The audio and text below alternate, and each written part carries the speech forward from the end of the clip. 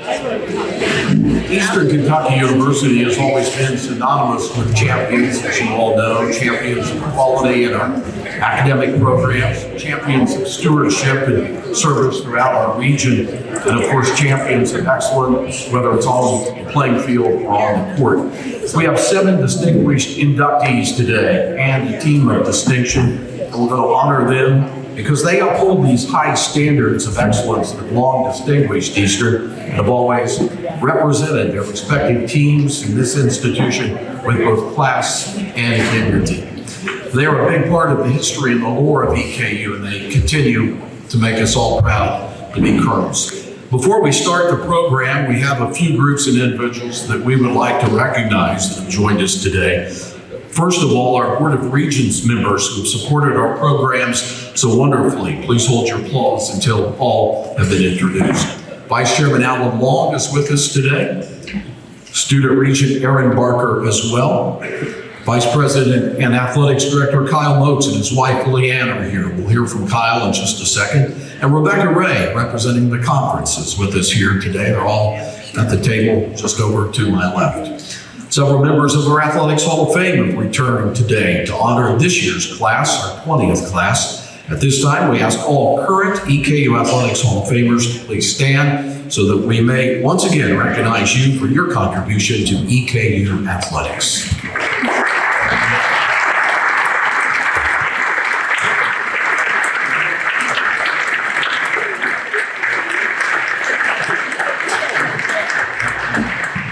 At this time, I'm going to call on EKU's Vice President and Athletics Director Kyle Motes to the stage for the official welcome to today's event. Athletics Director Motes started his tenure as the 16th Athletics Director in school history, July 1st of 2024. He brings more than 30 years of combined experience in athletics to EKU from the University of Kentucky, the University of Louisville, and most recently as the Athletics Director at Missouri State University. Ladies and gentlemen, Kyle Motes.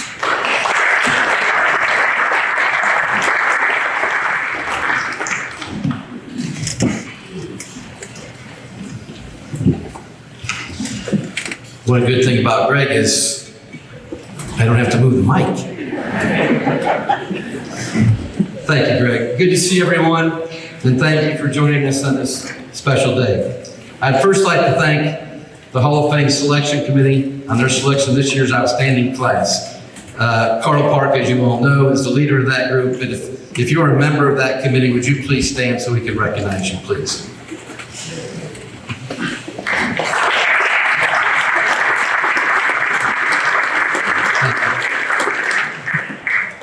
On behalf of Eastern Kentucky University, I want to welcome everyone, particularly our inductees and their families, to the 2025 Eastern Kentucky Athletics Hall of Fame ceremony. Over the years, our Athletics Hall of Fame has helped us preserve countless memories, memorialize our legendary players, coaches, and administrators, and most importantly, extend the proud tradition of Colonel Athletics for future generations. This year's class is no exception to that standard. The 20th induction group includes a 2-time cross-country All-American, track scoring leader all 4 years, the school record holder in the circle, 2 legendary coaches, one of those being a 2-sport stalwart, a conference champion basketball member, a beloved and respected athletic director, and one of the greatest women's basketball teams in school history.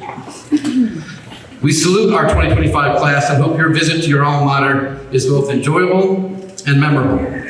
We want this weekend to be one we'll never forget, and we hope your future returns to Eastern Kentucky will be frequent and filled with additional memories for you and your families. I always look forward to hearing about the journey and what made these individuals so unique. These stories are emotional, impactful, and educational. I applaud the efforts and commitments made by this year's recipients in making Eastern Kentucky athletics the very best. The 2025 class takes our Hall of Fame membership to 178 members and 8 teams of distinction, a fitting tribute to the legacy of Eastern Kentucky athletics and its history. Again, congratulations to Sufyan, Billy, Joe, Ernest, Leanna, Mark, Leon, and members of the 2004-2005 women's basketball team. Thank you for representing Eastern Kentucky with class, on and off the field. We will be forever grateful for your sacrifice, dedication, and commitment to Eastern Kentucky University. Thank you.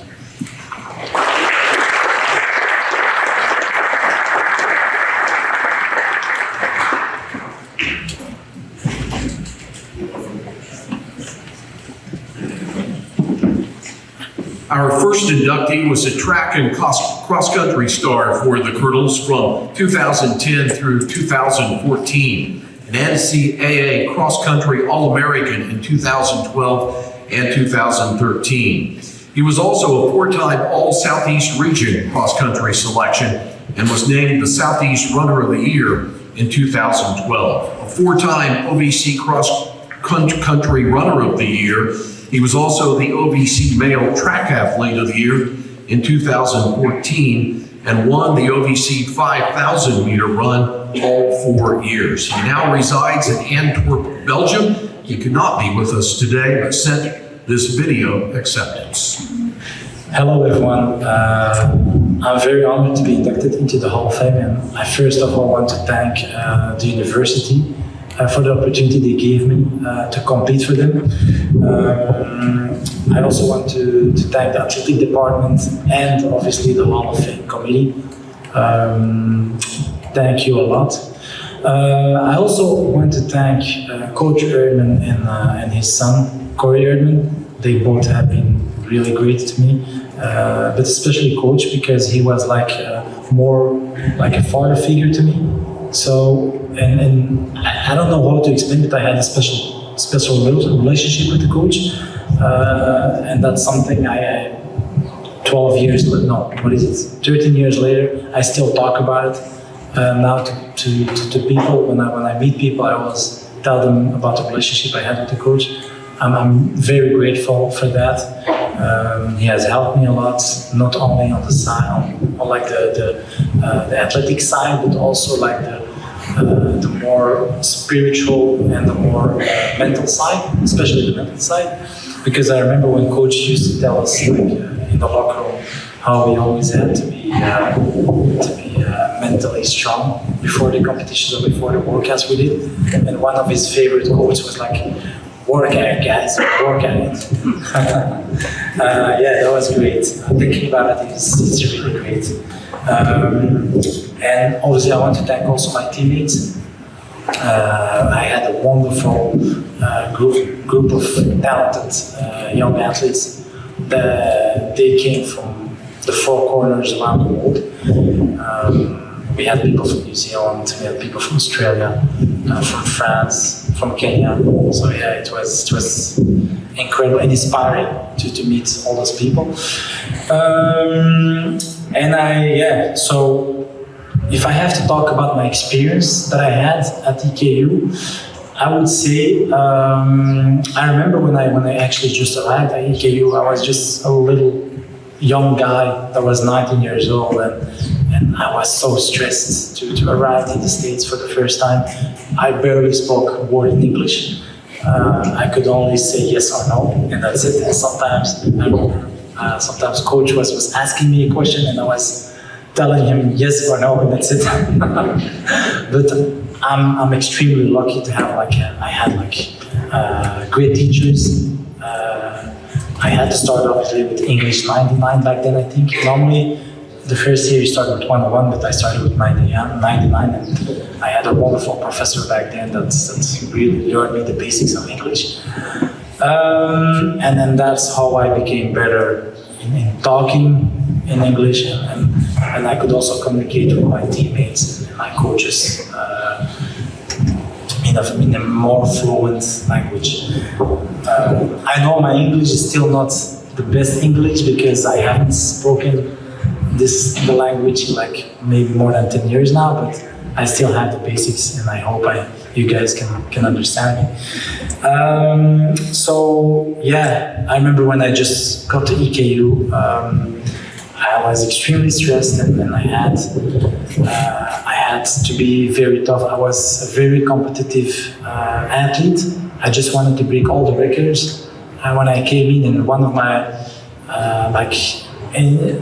inspiration I had was Jacob Career, that just graduated a year or two before I arrived. I'm lucky I still got to train with him, do a couple of sessions with him and everything. And coach used to tell me all these workouts that Jacob was doing at the track, and then that I had to try to follow his footsteps and do the same thing.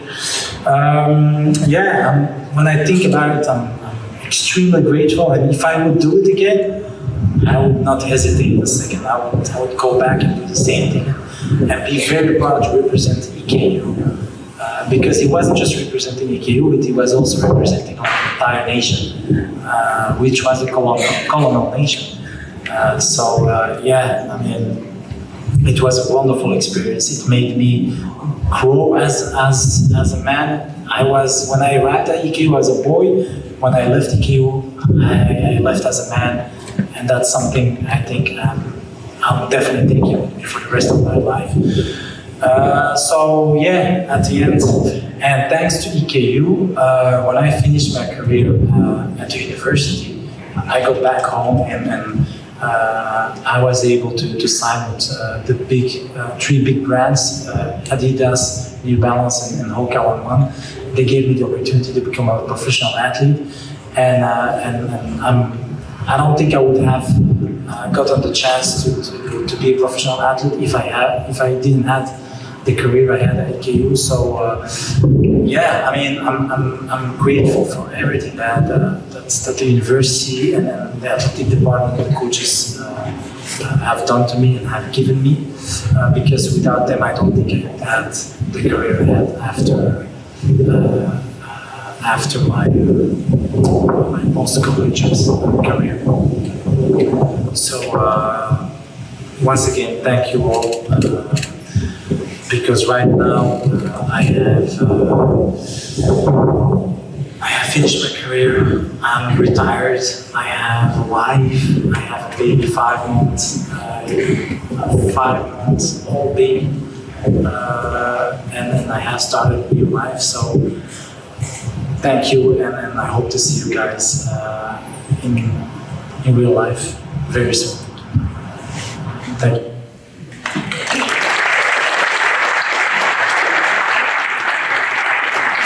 Kind words of Soufyan Bouchiki, and accepting the award for Soufyan is his coach at the time, the head of the men's and women's track programs, Rick Erdman. Rick?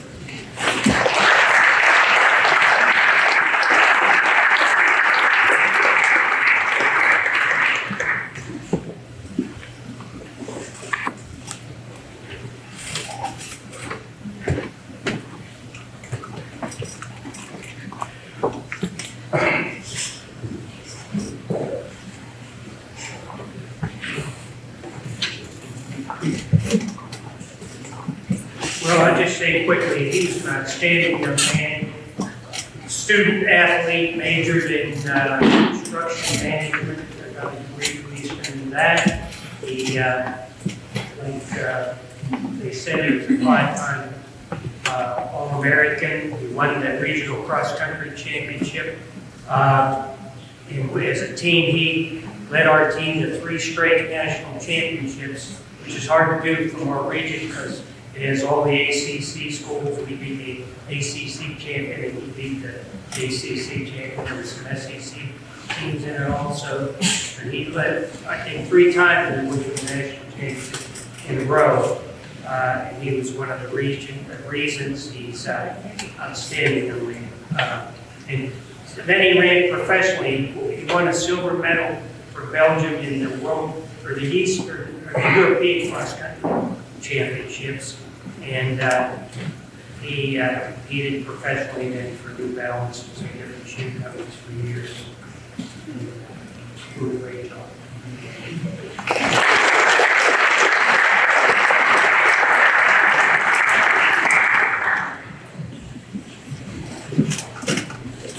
Our next inductee was the driving force in EKU's 1971-72 OVC Men's Basketball Championship and a trip to the NCAA tournament. Playing all 4 years at EKU, he started all 71 games at point guard. He drew the assignment of guarding the other team's top player. Eastern kept climbing in the standings, going from third as a sophomore to second as a junior, and reaching the pinnacle when EKU won the league and played one of the most memorable NCAA tournament games by losing by 2 points to eventual NCAA tournament runner-up Florida State. He closed his career with 928 points, which included a freshman season when he scored 15.1 points a game. Following graduation, he was drafted by the ABA's Indiana Pacers in the spring of 1972. Ladies and gentlemen, joined today by his family and former teammates and friends, number 52, Billy Burton.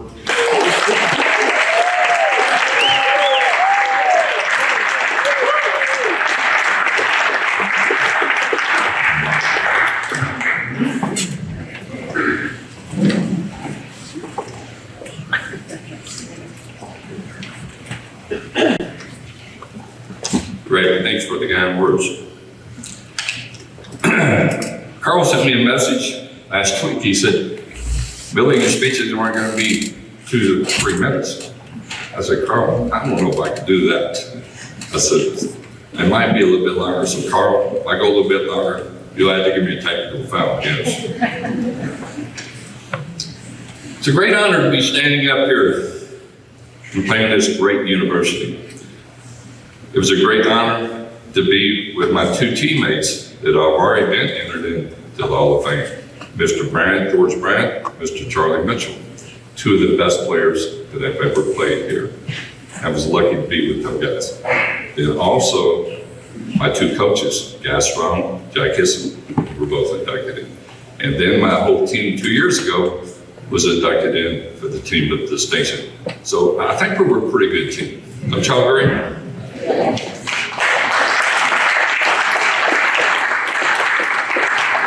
want to thank all my friends that have come here, and I've got a lot of them here. First, I'm going to start with Tom and Fran, coming from Georgia. All my Pleasure Ridge Park buddies, which they're my family. Rusty Lunsford, he played center on my 68 team. We were 24-2 my senior year. We were pretty good.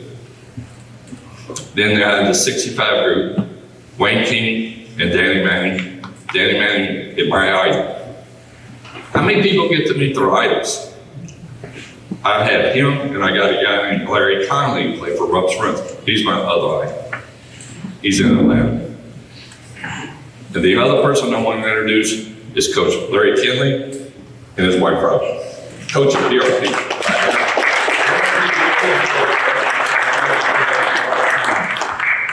Congratulations.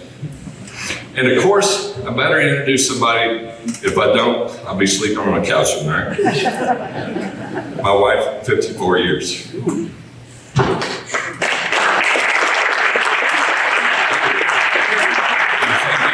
And my beautiful granddaughter, my my daughter-in-law, Cheryl. Thank you all for being here. Then I want to introduce my teammates. George Bryant, Dan, Oliver Wright, Rick Stansel, Charlie Mitchell, Charlie Barker, Mark Hudson, and I don't know if Craig Turner's here or not. And of course, my agent, Rob Wayne. Would you all please stand? My teammates, please stand.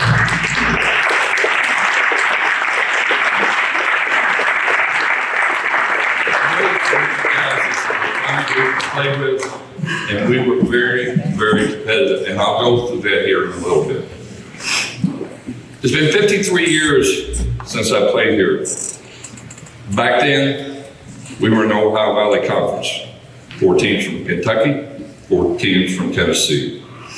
Back then, there were only 32 teams in the NCAA tournament. Back then, freshmen couldn't play varsity ball. No dunking was allowed. No shot clock. Of course, shot clock didn't mean nothing to us. We got up and down the court very fast. No 3-point shot. Wow. When we averaged that many points, We probably every 4 years that I played, we would average over 100 points. I mean, we got up and down the courts. So I asked my wife, is that all that it was for 53 years? She said, no, it was one other thing. I said, what is? You had black hair back then. Thank you. Coach Strong brought me into his office sophomore year. He said, Billy, I got 2 things for you to do. And Greg said it. If you would be guarding the best player, and that was my challenge. I love playing defense. A lot of people don't like playing defense. I did. That was my job. When I got on the court, that was my job, to hold that guy down to his points. The other thing he wanted me to do is handle the ball, and I love doing that. When I had the ball, I got these guys open. Just Mr. Brandt and Mr. Mitchell, man, they were automatic. They were good players. All right, I'm going to give you some stats. I think somebody mentioned about what we did. Freshman year, we had 4 scholarship players. George Brandt, myself, Charlie Marker, and Daryl Diney. It's 3 guards and a forward. We had no center. We didn't have Dan Alderweireld. We had no center. So we had 4 scholarship players and we had 5 walk-ons. Guess what our record? Guess what our height was? 6'2". As we average 6'2". That's in high school. So we're going to be going against some of these schools that get 6'8", 6'9" guys. So I go to George and try to say, well, what are we going to do? We're going to run them to death. Run. And that's what we did. Before the season started, Coach Histon come to me and said, you want to go over to the University of Kentucky and scrimmage the University of Kentucky's team. That year, Kentucky was the #1 recruiting class. They had some great players. Louisville was #2, Dayton was #3. But see, yeah, Coach, let's go over and see what we get. But they come out and we're looking at them. They're over dunking the ball, warm-ups, and we're barely touching them nets. So what are we going to do here? That game started. Coach Rupp, a lot of young people know Coach Rupp. He was deficient. That game started, and before they do it, we pounded them. It went about 15 minutes. Coach Rupp said, time out. We're done. We don't want no part of y'all anymore. We beat them pretty bad. Middle season, we played Dayton. Remember I told you it was 3rd recruiting class. We played Dayton at Dayton. Had a good team. Kentucky goes there into Dayton.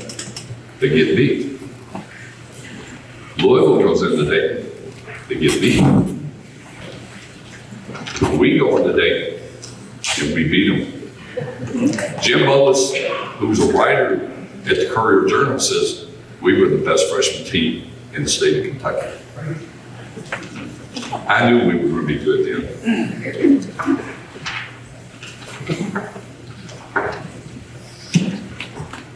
That year, at the end of the year, we finished 12-6, averaged 90 points a game with no center. George and I made first team All OVC, and Charlie Merker and Daryl Williams finished second team All OVC. And we were the champion of Ohio Valley as far as the freshman team. Sophomore year, we played 2 teams in the top 25. Michigan State, who had a guard, I can't remember what his name was. He averaged about 38 points a game, and I held him to 20. But still pretty good, I guess. But that year, we averaged 85 points a game and finished 3rd in Ohio Valley. Junior year, we played Kansas and our big rival, West Kentucky. Both of them ended up being in the Final Four that year.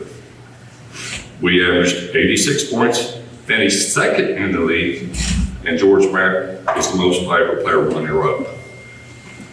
He's runner-up to a guy named Jim McDaniels. I don't know if y'all remember him. Quite a player at EKU. Senior year, magical year, one we've been waiting on. Preseason, George and Charlie were the first team all OVC. George and I were voted the best guard combo in the OVC, and I was voted the best defensive player in the OVC. We played six teams in the top 25 card. I think you said five. I think it's 6 teams, and we were very competitive. The first game we played that year was Southwestern Louisiana. They were number 15th in the nation. They came in, they were 6'7", 6'8", 6'9" across. And they got a guy named Dwight Lamar, averaged 37 points. It was probably one of the best games I ever played in my senior year. That game went back and forth, and we won 107-98. Lamar got 41 on me, but he shot 55 times.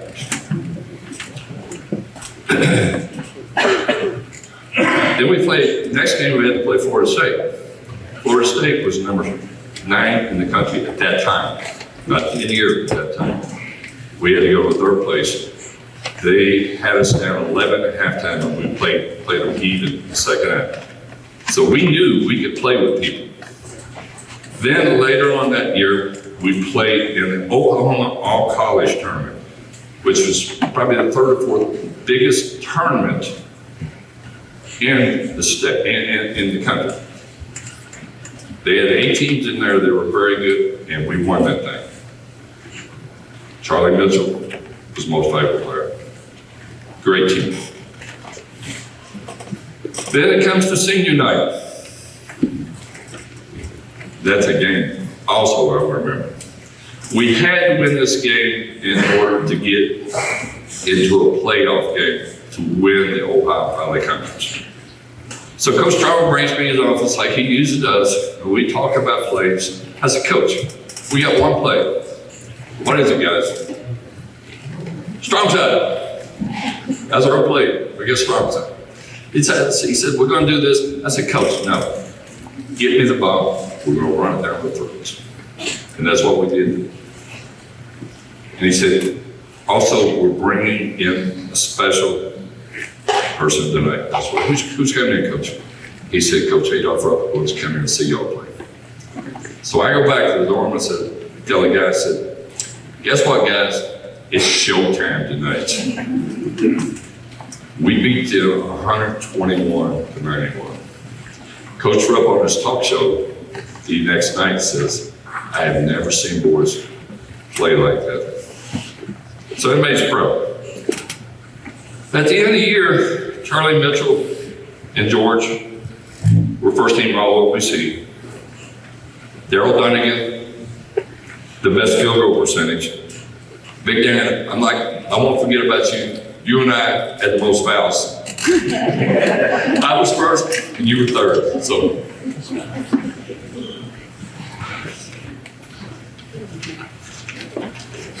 All right, then we get into the NCAA tournament. Eastern's only been there 8 times in so many years. Oh, I'm sorry, I want to go back to our senior year. We averaged 89 points, almost 90 points a game.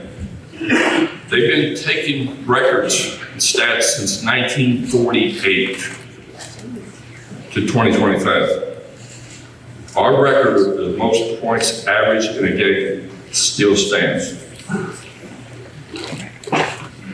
And if we had the 3-point shot back in, we'd have all the records. That's how impressive. All right, Eastern's only been to the NCAA 8 times.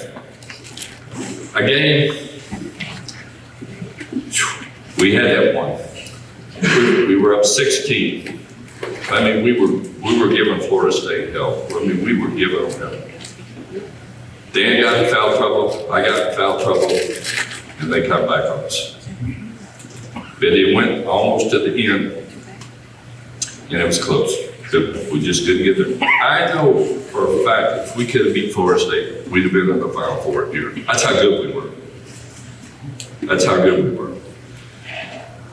Some of the records we should hold for that team, Charlie Mitchell in the NCAA for Eastern Kentucky holds the record for most points scored in the NCAA game. Daryl Dunnigan, only player had a double-double.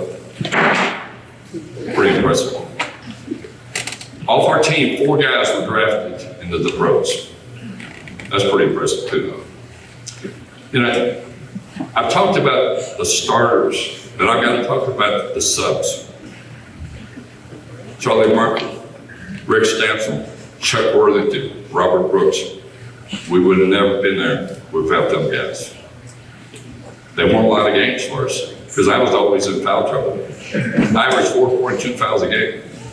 Bill Waddell, who's my coach at Pleasure Park, said, Billy, if you don't have 3 to 4 fouls, you weren't in the game. So I tried to make it 4 fouls every time. So that's how it was. And I really do appreciate the honor here. And where's Coach Hamilton at? Is he here? Coach, he's going to be one of your best coaches ever. So go out and support this team.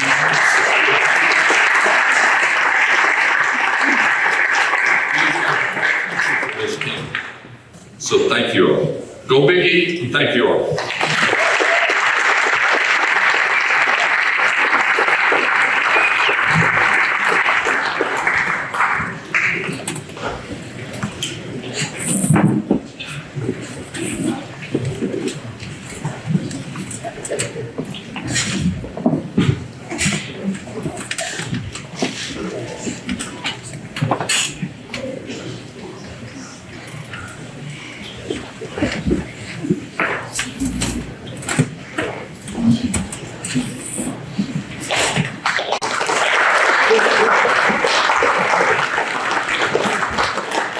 Our next inductee competed 4 seasons from 1959 to 1963 on Eastern's men's track and cross country teams. He led the team in scoring each year while competing in 7 different events. He was the OBC broad jump champion 1 year, held school records for the outdoor long jump, indoor long jump, intermediate hurdles, and outdoor triple jump.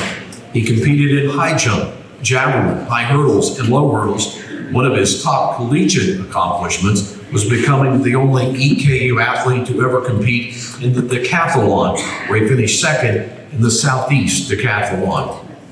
He was most proud of helping bond the team together, which included several African-American athletes, driving them into the South for competitions, finding places that would let them stay and eat, while being discriminated against along the way. Joined today by his family and friends, a real EKU pioneer for our university and great athlete, Ernie Dalton.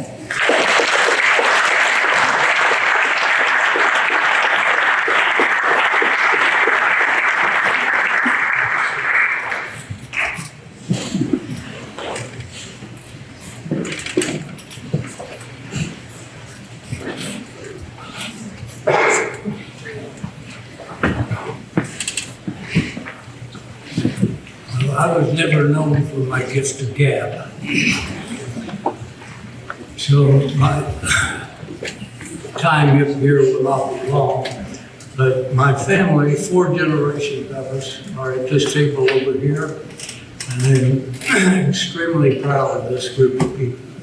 My wife, Nedrel, is there, and my name is Ernie Dalton.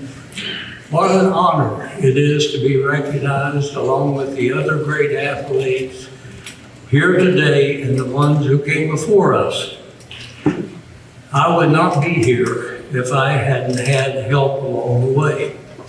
And it started with 2 grade school teammates who came to Eastern 1 year before I did. And they had heard of my track accomplishments in Ohio. And they went to Coach Darwin and said, you need to get a hold of this track athlete And he did. He wrote me a letter. We didn't have cell phones and things like that back then. And he wrote me a letter and asked me to come for a visit. And when I got on campus, I fell in love. I didn't need to talk to Coach Darlin or anything. I just loved the fact that he came, Eastern Kentucky boy, and I had come home.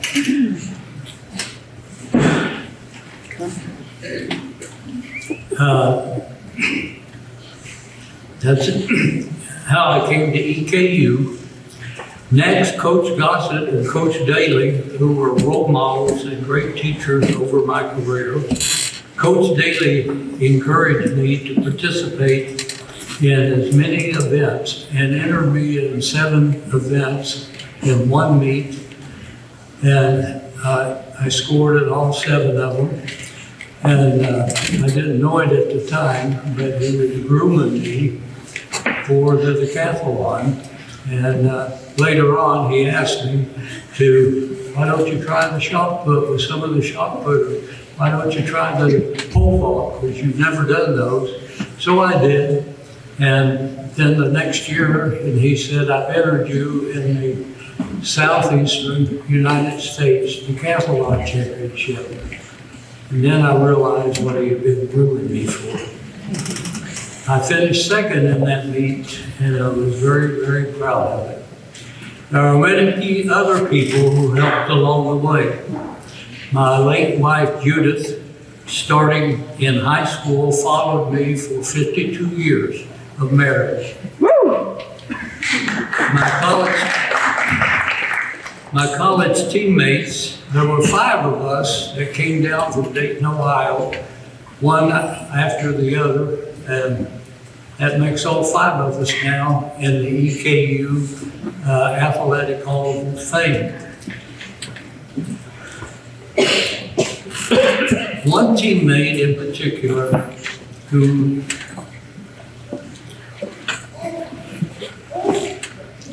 that I want to thank is at my table over there tonight, Jack Jackson. Jack came down from Dayton, and he was something special as a track athlete, but as a brother.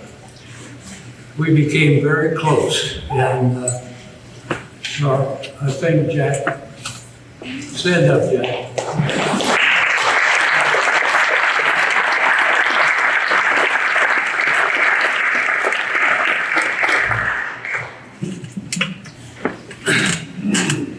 Jack and I were like brothers while on the team. Jack, along with my wife, Neville, my son, Brian, and several friends, helped by writing letters to the Hall of Fame committee.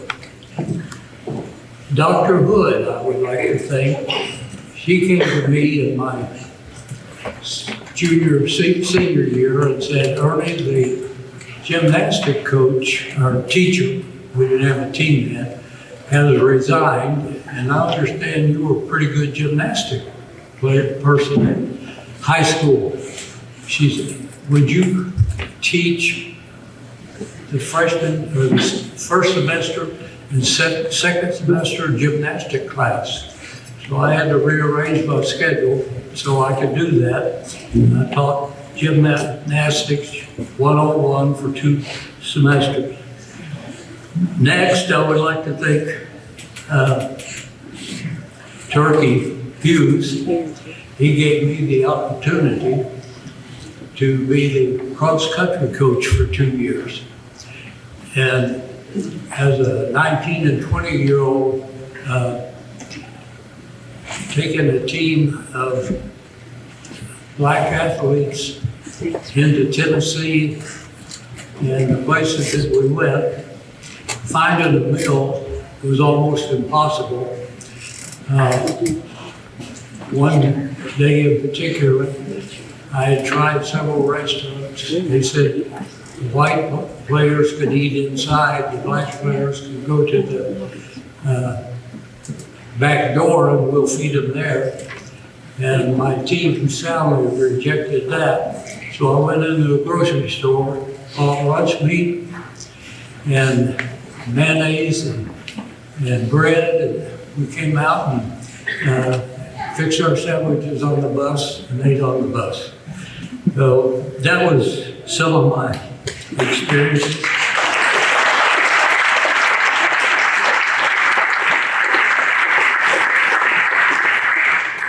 There are so many other people that I could think, and they taught me to play it forward.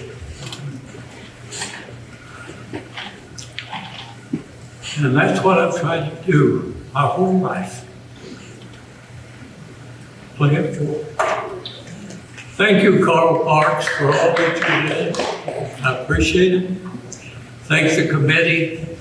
I appreciate you voting me in. This is quite an honor, and I can't tell you how touched I am to be here today. Thank you.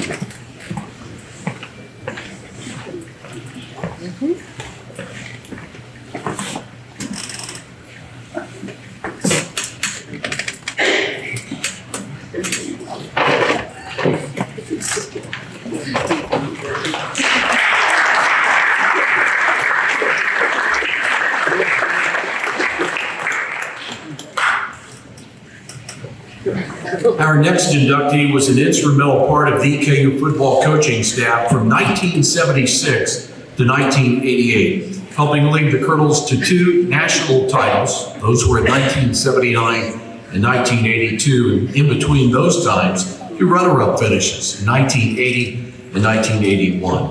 While at Eastern, he coached wide receivers, running backs, and quarterbacks, and then became the offensive coordinator the last 8 seasons, helping EKU to a continual playoff run year after year. EKU, during his time, had a combined record of 120, 37, and 2. Thus, over a 13-year stint with the Colonels. Joined today by his family, friends, and former EKU players that he coached. Let's welcome Leon Hart.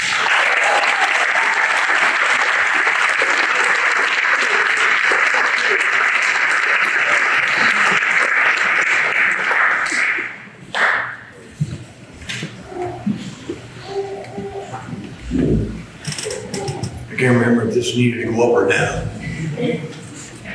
I don't hear so well, so sometimes that can be a problem for me. This won't be that long. I have to write real big because I'm old enough that I don't see real well. Thank you for the kind words and the introduction, Greg. I appreciate it tremendously. I'd like to say a special thank you to the selection committee and anyone who had a hand in getting me up here today. I truly appreciate it. It's my understanding there are several people that wrote letters on my behalf, and I am truly grateful for that. I'm humbled. It's amazing to be a part of this special group. And I'd like to offer a special congratulations to my fellow classmates of 2025 induction. One of those is a young man that I truly love.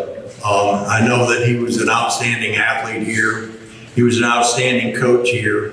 And I truly believe that he's a better man, a better father, and a better husband, and that's John Revere.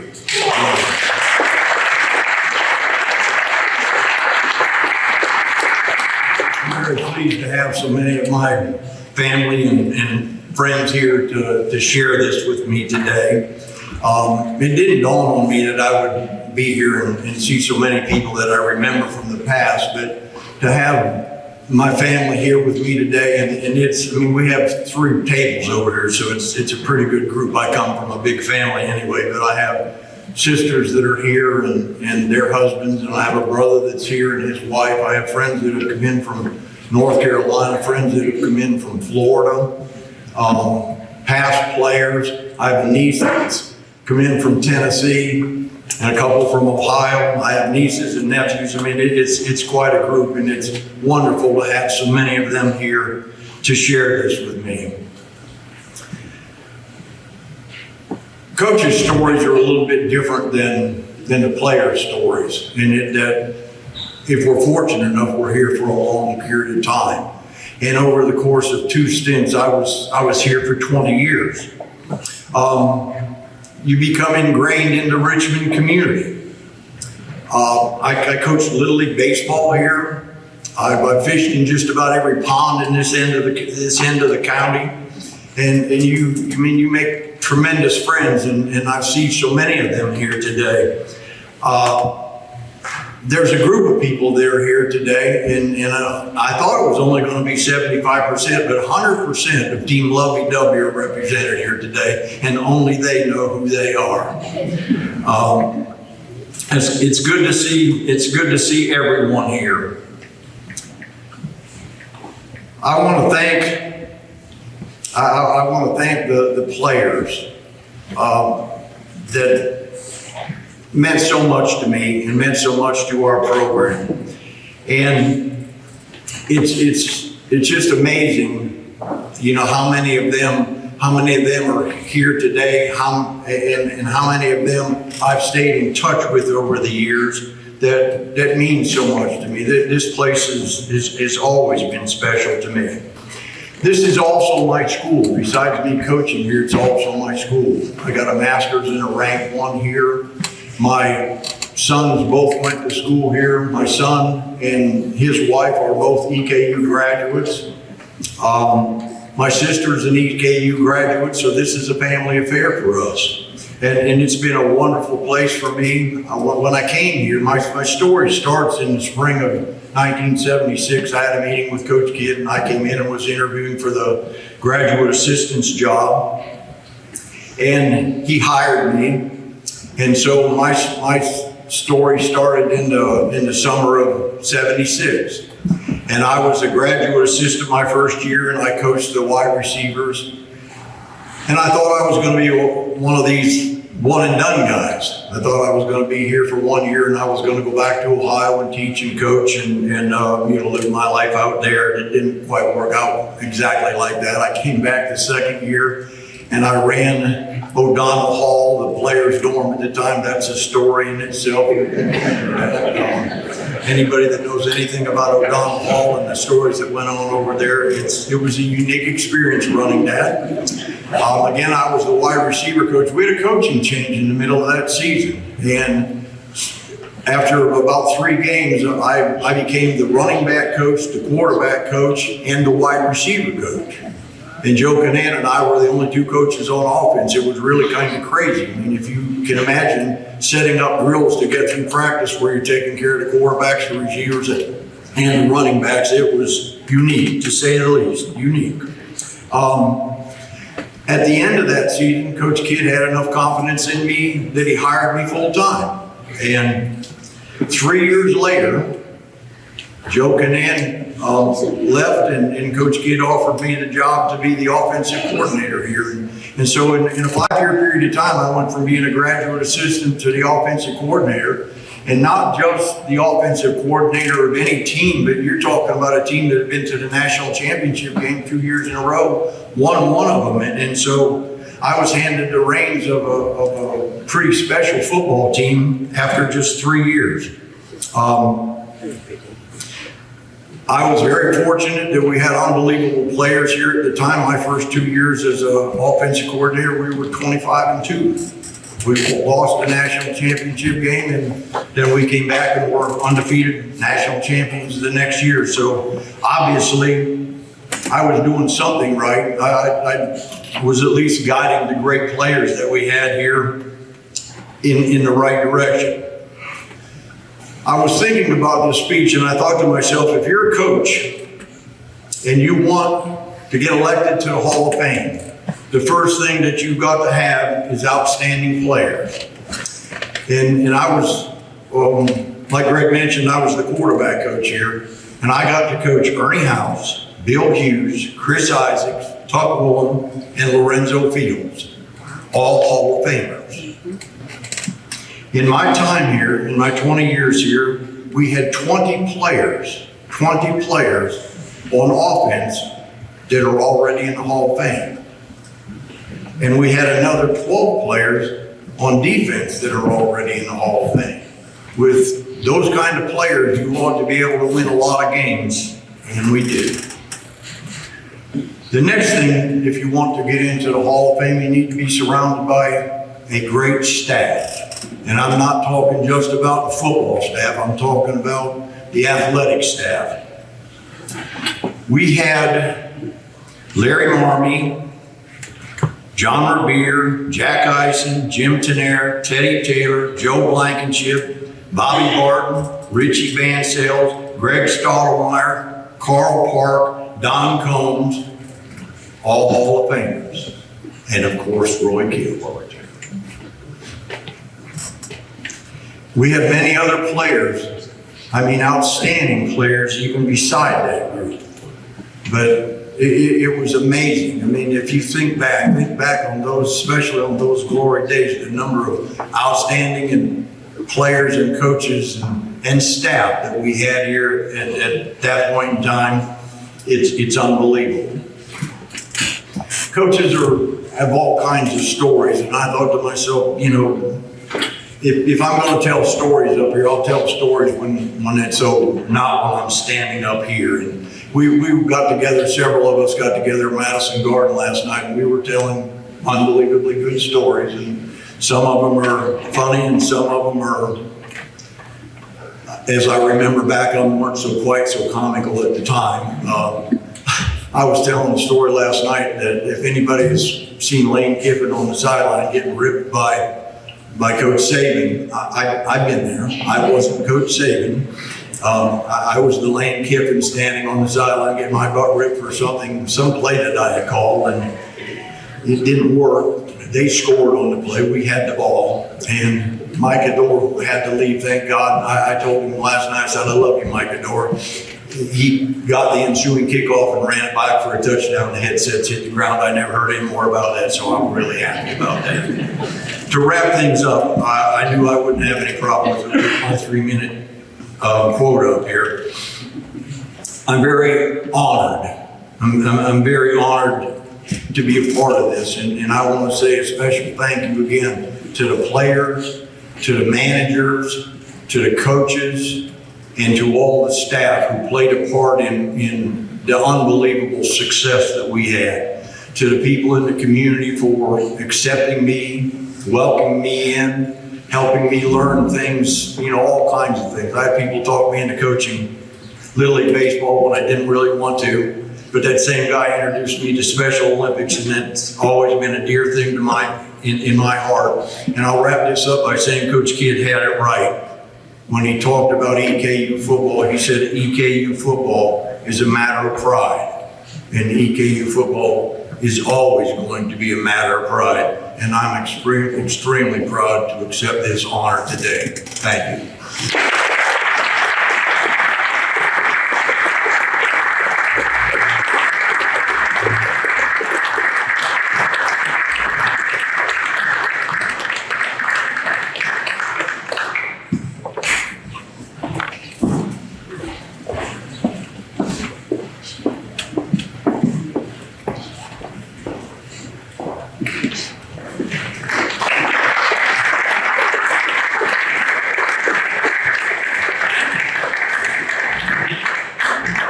Inductee has proven to be one of Eastern's all-time great softball pitchers, playing for Coach Jane Worthington from 2012 to 2015. She was a 2014 All-OVC First Team selection, as well as All-Region that same year.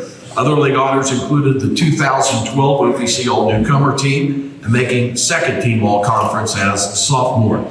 She still holds the single-season record for most strikeouts with 297, most shutouts with 12, and the lowest opponent team batting average, all set as a freshman. She has EKU records for most innings pitched, most games played, and most strikeouts.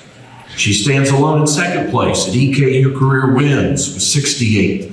Ladies and gentlemen, joined today by her family, friends, and EKU head coach Jane Worthington, number 15, Leanna Pitzenbarger.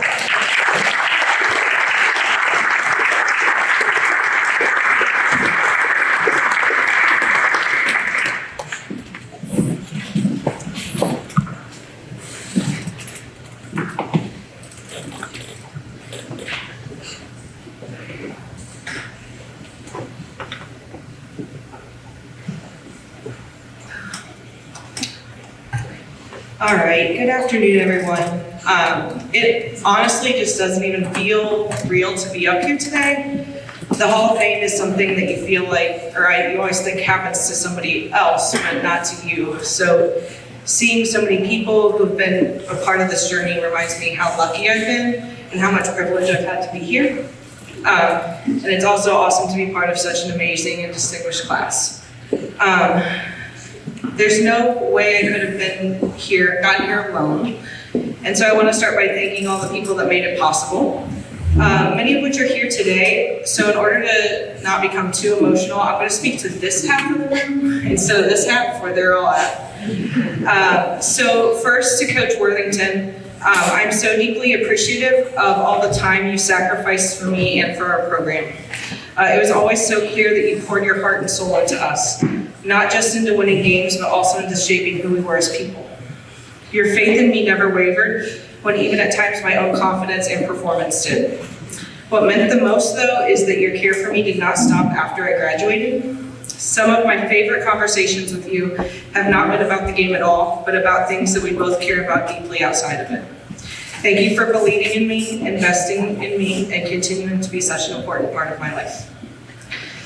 To Coach Wood, Coach Inc., and my teammates, thank you for every inning, every laugh, every long bus ride, and every unforgettable moment. We shared something really special, and those memories mean more to me than any stat line ever could. I'm really bad at keeping in touch, so I wish I would have kept in touch more often, but I'm super grateful that our paths crossed. To my family, thank you so much for always showing up. I think the Pitzenbarger and Padilla families single-handedly kept the Holiday Inn in business during the spring of my playing years. My parents missed fewer than 10 games in 4 years, and I'm 3.5 hours away, and the closest game to us was about 3.5 hours away, so I think that's pretty incredible. I could always count on them, always sitting in right field, no matter where we played. To my dad, thank you for you've always been all in everything that you do. And I'm so lucky that pitching and softball got to be one of those things. You were my very first coach, my only catcher that I had at home. Even through college, he caught me over the summer. And the one who taught me what commitment really looks like. Even when our pitching sessions turned into arguments, and they often did, you would never stop believing in me. Nothing made me happier than knowing when I played well and knowing that you were prouder of me than anybody else. I know I would not be up here without you. Mom, most people say I look and act a whole lot like Dad, and they wouldn't be wrong. But they don't always see how much I take after you. When it comes to passion, purpose, values, and the heart behind who I am, that's all you. I'm very proud to embody you in every one of those ways. To my brother, Trevor, I know that you didn't probably always love spending your weekends at the softball field every weekend, basically your whole, up until high school. But I'm really glad that you were there. Whether you know it or not, everything that I am and everything that I do can be traced back to you. You are the inspiration, so everything I accomplish, I share with you. To my grandparents and extended family, you guys just always, always, always show up. A perfect example is it is my grandparents' 55th wedding anniversary, and they are over here.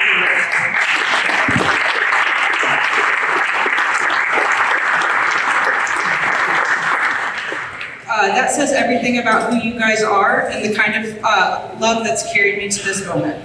Your unconditional love and support has meant so much to me. I also wanted to make sure to acknowledge my Grammy. She loves softball and made the trip to watch me play several times a year as well. I know she would have been here today too if she could, and we all miss her very much. And to Alexis, my wife, my rock, and my best friend, thank you for being by my side through almost every chapter. From being teammates to my senior year at EKU, doctorate school, All the moves, jobs, dogs, and everything in between, you've always been there. We started coaching together, and watching you carve out your own coaching career has been amazing to watch. I'm so lucky to do life with you, and I'm happy that you're here to share this moment with me.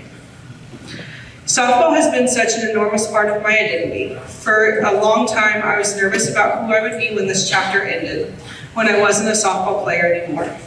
Ironically, my absolute favorite thing that I learned through my time at EKU softball is that there's actually so much more to me than just softball. Some of my favorite memories of Colonel Softball absolutely helped shape my values. The autism game, my time in SAC, the volunteer work that we did with the food pantry and Habitat for Humanity, and the opportunities to lead and serve others. I know without a doubt those directly impacted my decision to be a clinical psychologist. All of the best parts of my life have softball woven into them somehow. My marriage, my family, and the young players I've had the privilege to coach. My dogs' names are even Louisville, Slugger, and Easton. I am endlessly thankful for this sport and everything that it's given me. This Hall of Fame honor is more than I could have ever hoped for. It's the perfect way to cap off a pretty special time in my life. I am proud to be an EKU alum, a former softball player, and now a Colonel Hall of Famer. But I'm also a proud wife, daughter, granddaughter, a dog mom, a psychologist, a professional, an advocate, and so much more. So thank you to EKU, my family, my coaches, my teammates, and everybody who's been a part of this journey. You've helped me become someone I'm proud to be. Thank you.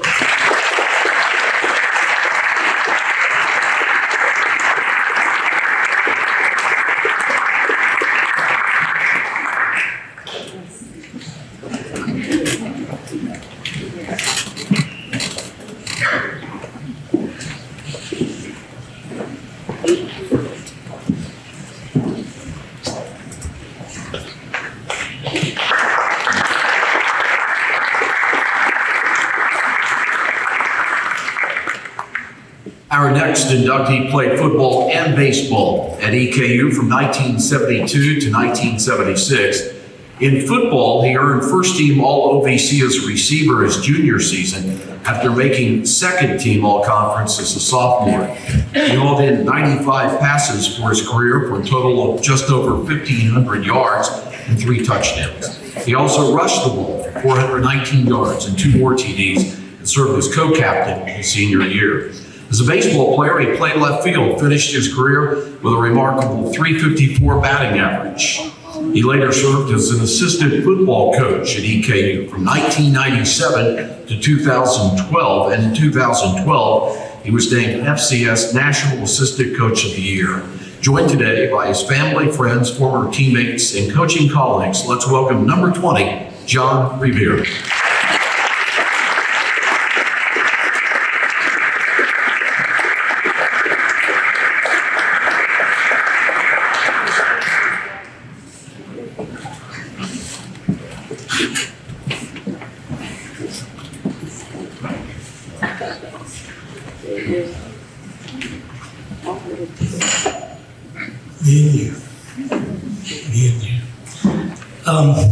I stand up here in just total awe of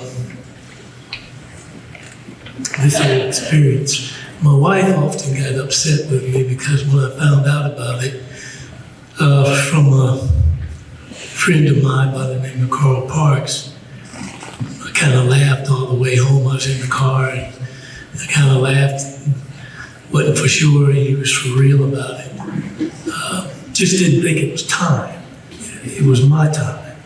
Thought that I had a few more years to go before they'd let me, but eventually it decided to come a little sooner. But I do, and I want my darling to know, no, I thought it was really special. So much so, like I said, I couldn't quite grasp it because I wasn't prepared for it. Thought there were a lot more guys, ladies, coaches, whomever that were probably more warranted at this particular time. I would like to, as I said, I want to thank my family, because it started there. And if you don't mind, I want you to stand. Hey, Revere's, all of you, that's a part of the Revere's, stand.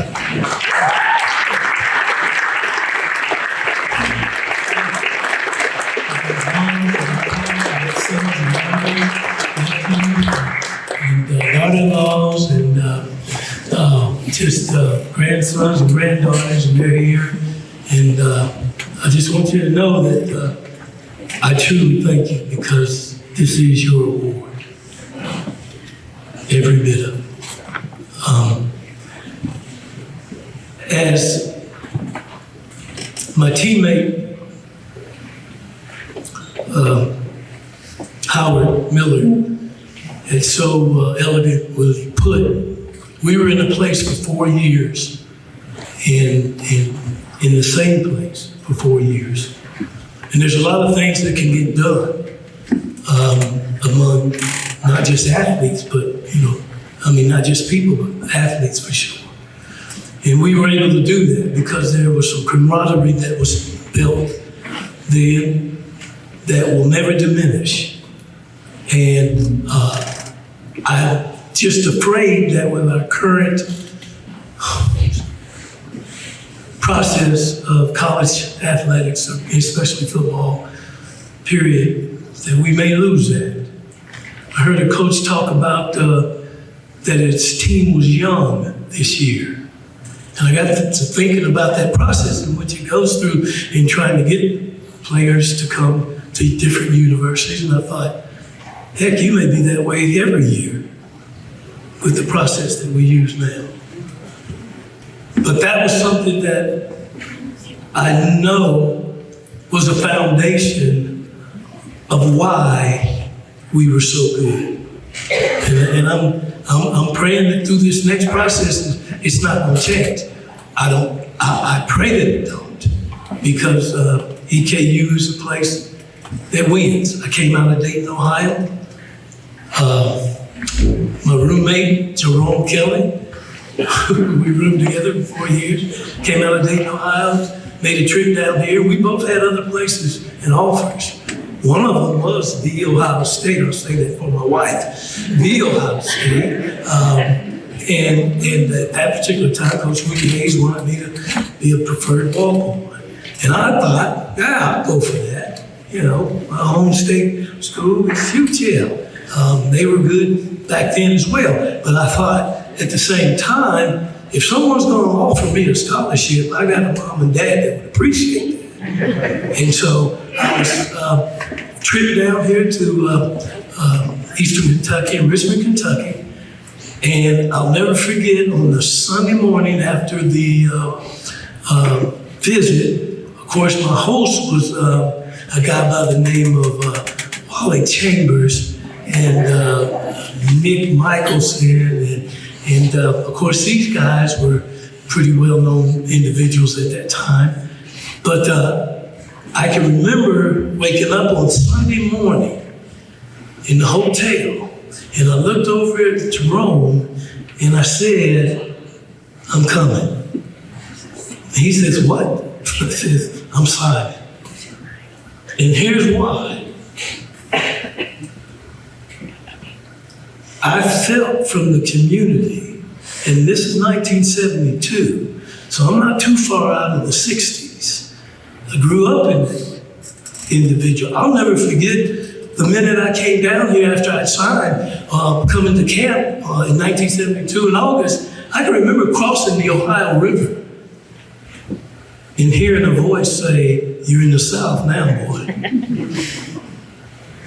And I thought, well, so be it, because it's done. And I told myself, I will never look back on this decision. And ladies and gentlemen, I have. And as I said before, you saw my family, who's a big instrumental part of this, and people like Leon Hart and Howard Miller, just to name a few. Heck, Leon was running off the names I wanted to use. And I thought, well, okay, that's done. I got them taken care of. I mean, tremendous coaches, tremendous athletes. Okay, and it was something that was embedded in the school. But like I said on my visit, what I come to realize is that it was embedded in the community. That's what got me.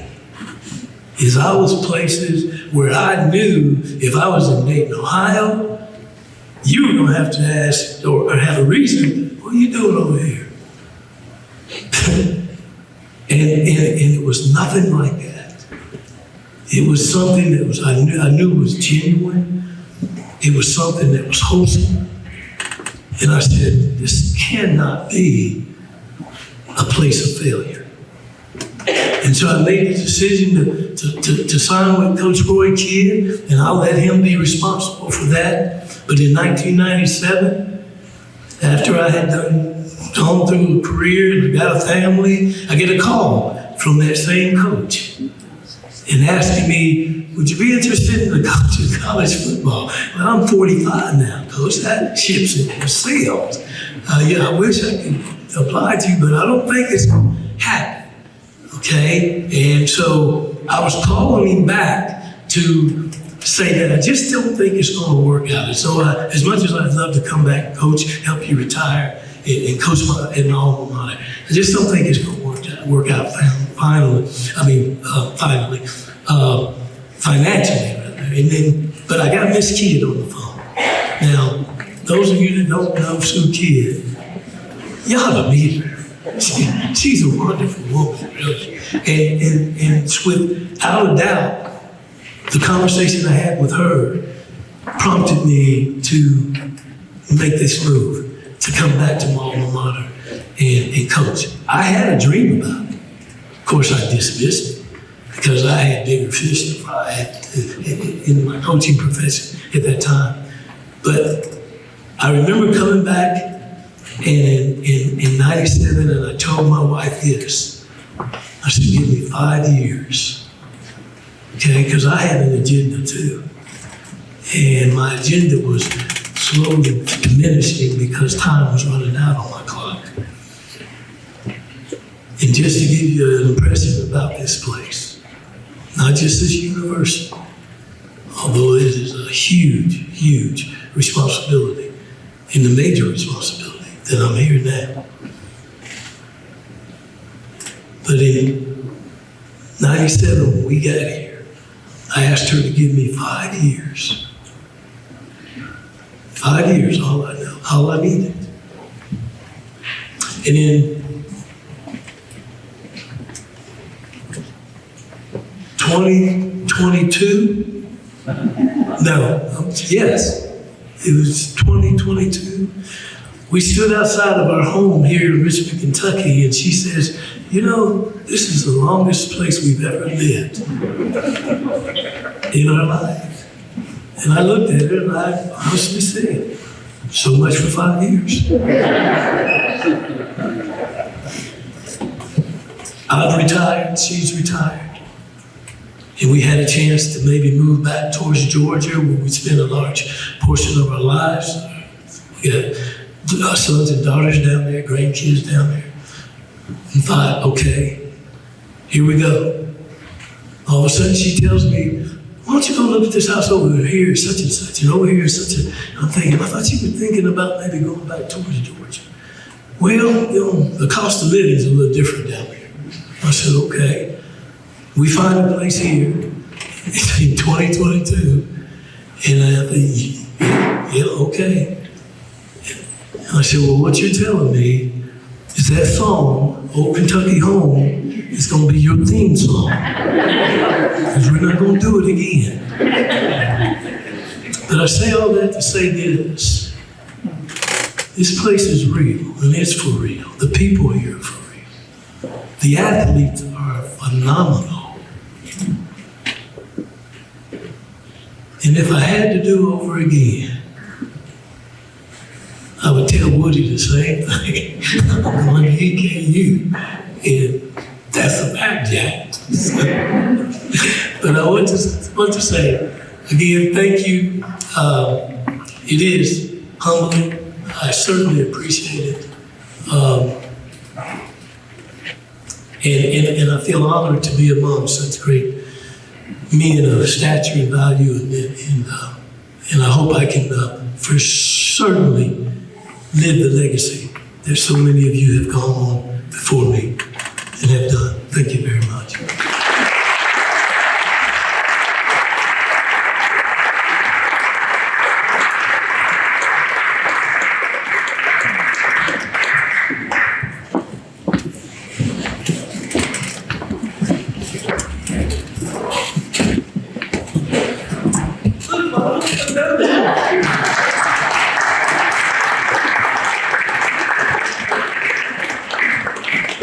Our next inductee served as Director of Athletics at EKU from 2005 to 2015 and also 2019 and 2020.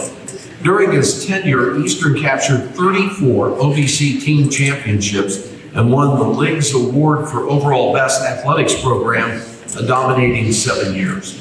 At the national level, EKU qualified for 19 championship events during his tenure, including the football program, which reached the FCS playoffs 4 times, the men's basketball team making the NCAA tournament in 2007 and 2014. EKU student athletes excelled in the classroom, capped in 2014 by 10 Colonel teams, receiving perfect single-year APR scores. He also served as EKU as interim vice president for development for 7 months in 13, and as interim vice president for marketing and communications for 6 months in 2014. Joined today by family, former staff members, and many Richmond and EKU friends, let's welcome back Mark Sandy.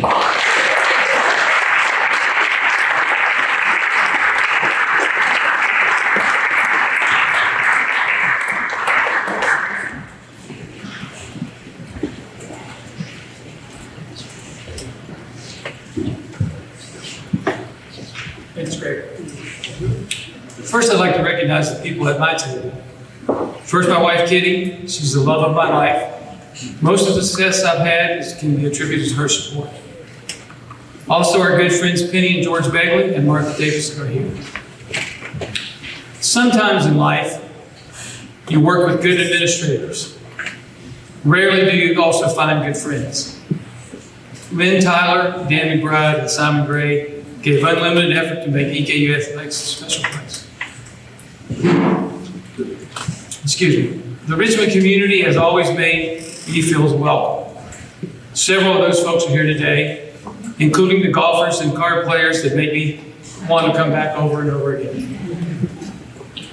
I want to thank all the coaches and student athletes who worked hard, did things the correct way, and ultimately won championships and earned degrees.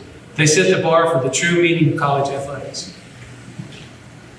The nation today is in a tumultuous place.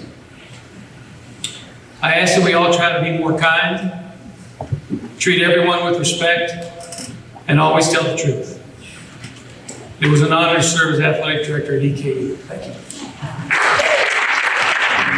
The Colonels were led by EKU Hall of Fame coach Larry Joe Inman and featured 4 players who received all-conference recognition. The consistent senior leadership of Miranda Eckerly-Rock, along with Pam Garrett, Luista Pierre, and Candace Cook, and the inspired play of Ashley Casey and Tamara Arnold took this team to its ultimate goal, and that was making the NCAA tournament. So let's recognize now the 2004-2005 women's basketball team.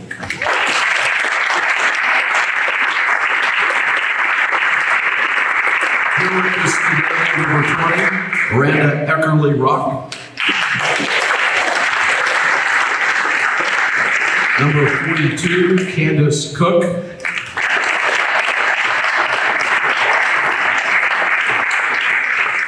Number 45, Pam Garrett.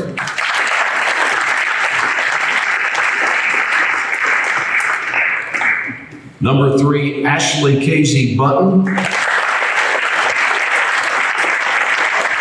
Number 10, Luisa Pierre. Manager, Lindsay Sexton. And assistant coach, Ophelia Doss.